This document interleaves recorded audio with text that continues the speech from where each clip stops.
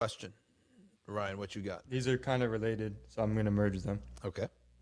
Someone asked, "What are your views on the books by Ibn Taymiyyah?" And then someone later asked, "Will you please have Sheikh Yusuf bin Sadiq on again?" Yes, we can have Sheikh Yusuf bin Sadiq. I don't read the books of Ibn Taymiyyah. I never really read much of them. He's somebody we consider that he clearly loved Allah and His Messenger, and he loved the Deen. He fought jihad. Imam Suyuti said his knowledge was extremely vast. He said a lot of good things about him. There also, our ulama of Aqidah have said that he has many mistakes in his Asma' ul Sifat. And we'll leave that for the ulama of Aqidah, but they did say very clearly that some of the things that he said about the mutashabihat are flat out wrong. Not only me saying that, it's not for me to say that, it's for the ulama of Aqidah to say that, number one. Number two, the Hanbalis themselves of his time said this is not what our position. And you can go to my podcast with Sheikh Yusuf ibn Sadiq, he says that, right? That the Hanabila themselves, they say, he's one of our shiyukh, there's no doubt about that. His fatwa are not the madhab. He has fatwa that are outside the madhab. He has commentary on the asma' and sifats of Allah that are outside the madhab. Because the madhab of the Hanabila was, we don't even talk about the mutashabihat. He went into the mutashabihat. Okay, so that's the difference. That's our take on it.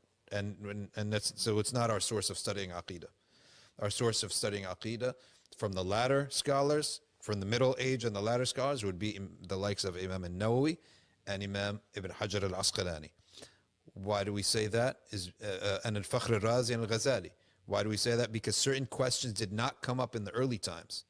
The questions only came up in the later times and required an answer. In the same way that fiqh, you can now study your fiqh.